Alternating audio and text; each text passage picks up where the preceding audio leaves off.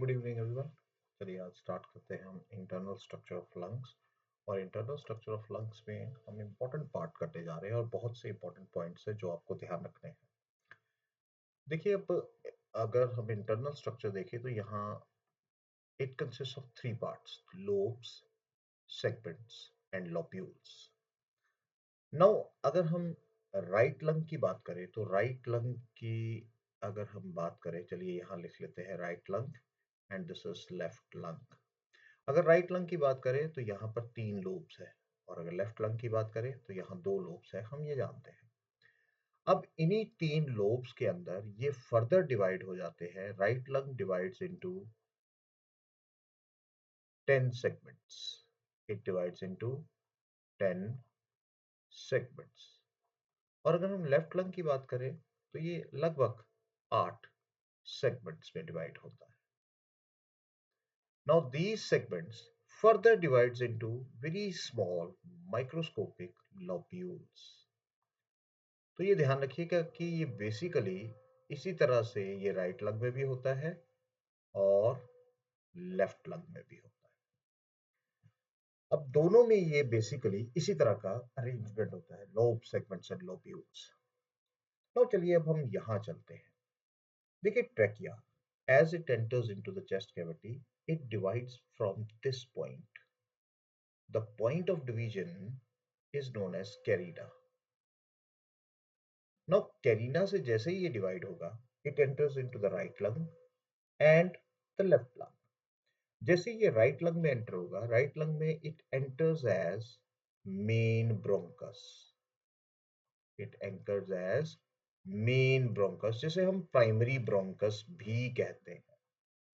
Now this primary bronchus or main bronchus divides into these, देखिए ये जो तीन, 1 2 एंड 3, ये तीन लोबार ब्रोंकस में डिवाइड हो जाएगा। It divides into 3 lobar bronchus, जिसे हम सेकेंडरी ब्रोंकस भी कहते हैं।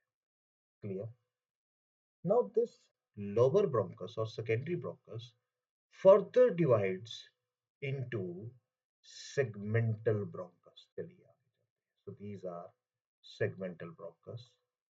तो जैसे मैंने राइट लंग में बना के रखे हैं, so these are 10 segmental bronchus. ये आपको दिखाई दे रहे हैं 3 2 and 5। Now these segmental bronchus, अब आगे चलते हैं। ये जो सेगमेंटल ब्रोंकस है, they further divide into terminal bronchioles. देखिए, लुक हियर। नाउ ये एक डिवीजन है, आप यहां देख सकते हैं कि दिस इज द रीजन जहां से ये देखिए सेगमेंटल ब्रोंकस जो है ये फर्दर डिवीजन करते जा रहे हैं और लगभग लगभग यहां तक पहुंचते पहुंचते, जहां पर ये कलर चेंज है, यहां तक इट फर्दर 20 डिवीजन इसकी कंप्लीट होती है। ऑलमोस्ट 20 डिवीजन हम कह सकते हैं। And these are the terminal bronchioles, up to terminal bronchioles. और बहुत ही माइन्यूट स्ट्रक्चर्स होते हैं। नाउ दीज टर्मिनल ब्रोंकियोल्स, अब एक इंपॉर्टेंट पॉइंट फ्रॉम ट्रैकिया। चलिए थोड़ा सा ऊपर चल पड़ते हैं। आप देखिए ट्रैकिया से लेकर, यहां से लेकर, ट्रैकिया से लेकर अगर आप नीचे चले अप टू टर्मिनल ब्रोंकियोल्स तक, देयर इज अ रीजन। और वो रीजन क्या है? देखिए, the region is known as the conducting zone from trachea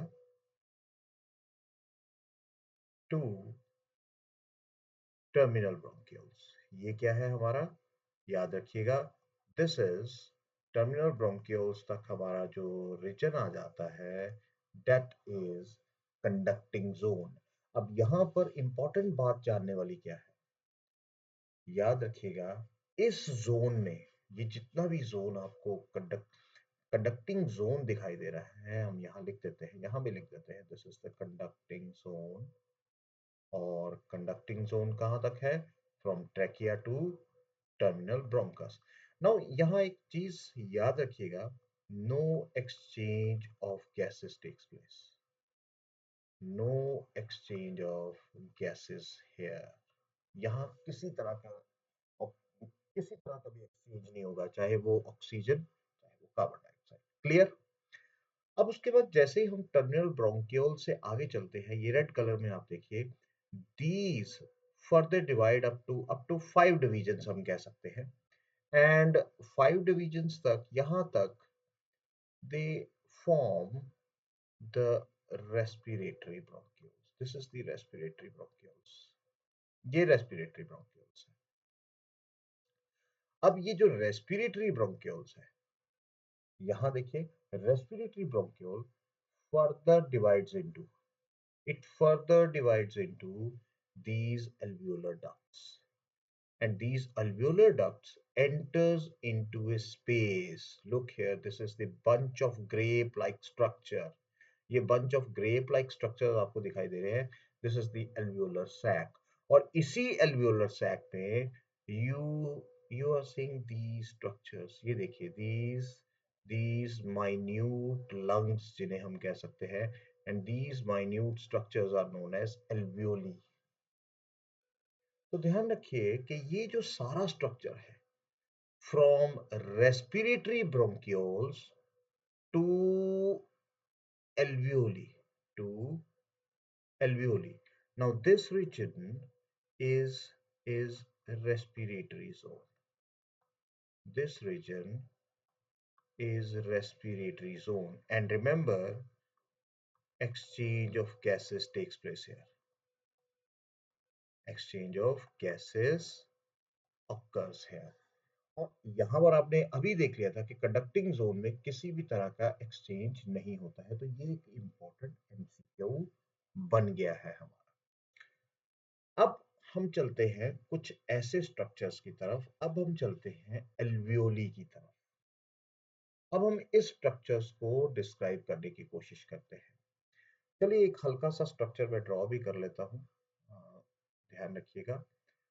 अब ये एक एल्वियोलर डक्ट है, और एल्वियोलर डक्ट के अंदर यहाँ पर ये डबल वॉल्ड स्ट्रक्चर्स यहाँ प्रेजेंट होते हैं। These are bunch of grape like structures, जिन्हें हम क्या कहते हैं, ये हमारा पूरा एक एल्वियोलर सैक बन गया। और इस एल्वियोलर सैक में, this is the alveolar sac, चलिए हम लिख लेते हैं, this is the alveolar sac, this is the alveolar duct, और फिर इसके बाद ये देखो, ये जो डबल वॉल्ड स्ट्रक्चर है, this minute structure is the alveoli. This is the alveoli. Now अगर हम एल्वियोली को देखें तो इसकी जो मेम्ब्रेन है, it is squamous epithelium. It is purely squamous epithelium and it is quite thin.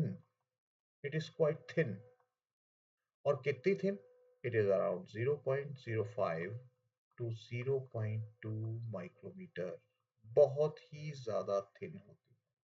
अब यहाँ पर क्या होते हैं कि इसकी मेम्ब्रेन के बीच में अगर हम इसको मान लें, इसकी मेम्ब्रेन को मान लें, तो यहाँ पर क्या है, you will see certain structures. यहाँ कुछ और भी सेल्स दिखेंगे इस तरह के, आपको कुछ लार्ज राउंडेड ओवल जैसे सेल दिखाई देंगे, हैविंग माइक्रोविलाई। इसकी मेम्ब्रेन में आपको कुछ इस तरह के सेल्स दिखाई देंगे। देखो, ये जो सेल्स होते हैं ना, these cells are known as secretory cells. These cells are secretory cells. Now ये जो secretory cells होते हैं, इनका काम बड़ा इंपॉर्टेंट है। इनका काम क्यों इंपॉर्टेंट है? देखो, इनका काम इसलिए इंपॉर्टेंट है कि ये क्या करते हैं, they basically secrete a thin layer around this alveoli. ये बहुत ही थिन एक लेयर यहाँ इसके एल्वियोलर मेम्ब्रेन के, ये देखिए, ये मैं बना रहा हूँ, थिन मेम्ब्रेन ड्रॉ कर देते हैं। ये थिन मेम्ब्रेन क्या कहलाती है? This is known as surfactant. This is surfactant. अब ये जो सेक्रेटरी सेल्स होते हैं, they form only 10% of the total cells, सिर्फ 10%। और सेक्रीशन ऑफ सर्फेक्टेंट भी कितनी होती है? सिर्फ 10% ही। ये सिर्फ 10% सर्फेक्टेंट ही प्रोड्यूस कर पाते हैं, और बाकी कौन करेगा फिर? देखिए अब बाकी कौन करेंगे कि रेस्पिरेटरी ब्रोंक्यूल्स में there are no goblet cells, remember this. देखिए बहुत इंपॉर्टेंट पॉइंट्स बता रहा हूं। यहाँ पे ये जो रेस्पिरेटरी ब्रोंक्यूल्स है, इसके बीच में नो गॉबलेट सेल्स। अगर ये गॉबलेट सेल्स नहीं है तो फिर म्यूकस भी नहीं सिक्रीट होता। अगर म्यूकस सिक्रीट नहीं होता तो इसकी प्रोटेक्शन कैसे होगी? तो यहाँ पर सर्फेक्टेंट प्रोड्यूस किया जाता है, और यहाँ पर वो सर्फेक्टेंट कौन प्रोड्यूस करता है? इन रेस्पिरेटरी ब्रोंक्यूल्स, चलिए हम यहाँ लिख लेते हैं, इन रेस्पिरेटरी ब्रोंक्यूल्स हम जानते हैं कि यहाँ पर किसी भी तरह का गॉबलेट सेल्स नहीं होते हैं। सो यहाँ क्या प्रेजेंट है? यहाँ पर कुछ नॉन सीलिएटेड क्लारा सेल्स होते हैं। The cells are known as Clara cells, और ये क्लारा सेल्स क्या प्रोड्यूस करते हैं? They produce the rest of the surfactant. अब ये जो नेचुरली ये सारी सर्फेक्टेंट जब यहाँ बन जाती है तो सर्फेक्टेंट का फंक्शन क्या हुआ?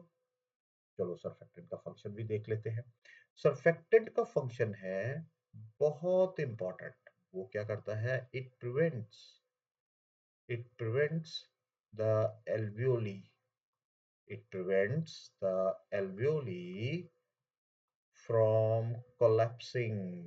Remember, it prevents the alveoli from collapsing. बहुत बहुत important point है ये, बहुत बहुत important point है। अब उसके बाद, अब देखिए हर एक alveoli अगर आप देखें तो हर एक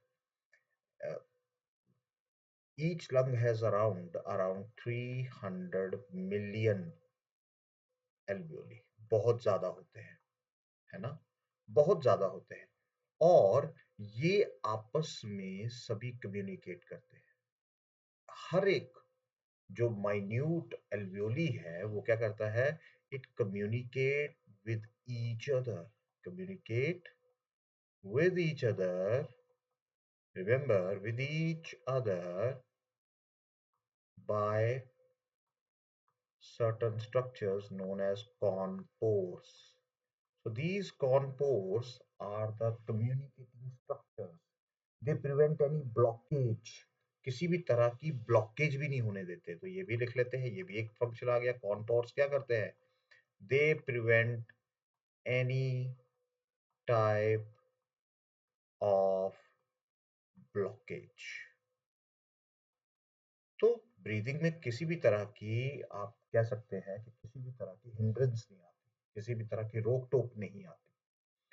अब देखिए अगर आप इन इन स्ट्रक्चर्स को देखो, इन एल्वियोली को ध्यान से देखो, तो ये एल्वियोली, अगर हम हर एक लंग के एल्वियोली को सरफेस एरिया देखें, each lung has a great surface area. अगर हर एक लंग का सरफेस एरिया देखें ना, इन एल्वियोलीज को खोल दिया जाए, एक्सपैंड कर दिया जाए, they can cover the area of 70 meter square, approximately 70 meter square, single lung, not both the lungs, single। और दोनों की अगर बात की जाए तो दोनों अप्रोक्सीमेटली 143 मीटर स्क्वायर का एरिया, ए पेयर, दोनों दोनों जो पेयर्स हैं लंग्स के वो लगभग 143 मीटर स्क्वायर एरिया कवर करते हैं। है ना फैसिनेटिंग चीज? आप सोच सकते हो कि कितनी एयर ये ले सकते हैं, वाइटल कैपेसिटी कितनी होगी इनका, टाइडल वॉल्यूम अगर हम देखें तो बेसिकली वाइटल कैपेसिटी बहुत ही ज्यादा है। अब ये सारी चीजें जो है, ये सारी चीजें जो है बहुत बहुत इंपॉर्टेंट है। अब यहाँ पर कुछ इंपॉर्टेंट, एक और जो इंपॉर्टेंट पॉइंट लास्ट में रह गया, हालांकि मैंने सारे ऊपर लिखे हुए थे, पर चलिए अब एक रिदम बन गया तो बन गया। अब यहाँ पर एक जो पॉइंट मैं आपको बताना चाहता हूँ कि दैट इज, ये सर्फेक्टेंट का रोल बड़ा इंपॉर्टेंट है। जितने भी न्यू बॉर्न्स हैं, देखिए newborn sometime does not develop surfactant due to premature delivery. देखिए ये जो न्यू बॉर्न्स होते हैं ना, नए जो हम कह सकते हैं बच्चे जैसे ही पैदा होते हैं और प्री मैच्योर पैदा होते हैं, समय से पहले पैदा हो जाते हैं, उनमें क्या है, सर्फेक्टेंट एब्सेंट होता है कई बार। और जब सरफेक्टेंट एब्सेंट होता है तो इसकी वजह से क्या होता है, उनकी लंग्स पूरी तरह से डेवलप नहीं होते, और लंग्स डेवलप नहीं होते तो डेथ भी हो सकती है। तो इस सिंड्रोम को हम क्या कहते हैं? The syndrome is known as respiratory respiratory distress syndrome. तो ये भी आपने इम्पोर्टेंट, देखिए बहुत सारे एमसीक्यूज आपके यहाँ से क्लियर हो जाएंगे, आपके एकेडमिक नोट्स यहाँ से बन सकते हैं, आप सभी पॉइंट्स को यहाँ से देख सकते हो, आप देख सकते हो कि एक एक पॉइंट यहाँ हमने डिस्कस किया है। ठीक है, तो बहुत ध्यान से देखिएगा लेक्चर, क्योंकि मैंने राइट लंग को ही लेकर यहाँ conducting zone and respiratory zone and alveolar ये सारी चीजें की है, लेफ्ट लंग को हमने रखा ही है। और ये भी ध्यान रखिए, एक और चीज मैं बता दूं कि अगर आप यहाँ ट्रैकिया को इस जगह पे देखें, लास्ट जगह पे देखिए, ये थोड़ा सा ना, आप देखोगे थोड़ा सा वर्टिकली एंटर होता है राइट लंग में। और अगर आप लेफ्ट लंग को देखो तो ये जो यहाँ पर मेन ब्रोंकस आपको दिखाई दे रहा है, it is little bit transverse. अब ये ऐसा क्यों है? क्योंकि रीजन ये है कि जब भी यहाँ से कोई भी चीज, मान लो कोई भी पार्टिकल जब भी एंटर होगा, तो ग्रेविटी के साथ सबसे पहले वो कहाँ जाता है? ग्रेविटी के साथ पहले वो इसी डायरेक्शन में जाता है, वो यहाँ नहीं जाएगा, ऑलवेज राइट लंग में सबसे पहले जाएगा, क्योंकि यहाँ पर जो रास्ता है वो ग्रेविटी के साथ जा रहा है और ये थोड़ा सा ट्रांसवर्स है, यहाँ जाने में उसे प्रॉब्लम होगी, तो ग्रेविटी के साथ वो इधर जाता है और ultimately you know what happens after that. तो इसी तरह से हमारे सीलिया जो है बहुत जल्दी काम करते हैं, हम थ्रो इट आउट कर देते हैं। तो ये चीजें जो है, छोटी छोटी चीजें जो है आपको बहुत बहुत हेल्प करेगी। आई होप आपने लेक्चर को बहुत एंजॉय किया होगा, और अगर आपको कोई भी क्वेरी हो इसमें, तो आप ज़रूर मुझे कमेंट में ज़रूर बताइएगा। और अगर कोई ऐसी चीज़ है जो आपको, आप चाहते हो कि मैं उसके ऊपर लेक्चर बनाऊं, तो आप उसका कमेंट ज़रूर करिएगा। फिलहाल ये रेस्पिरेटरी सिस्टम की एक सीरीज चल रही है, इसको कंप्लीट करते हैं और उसके बाद हम आगे की सर्कुलेटरी सिस्टम करेंगे। So do like, share and subscribe the channel. Thank you. Thank you very much.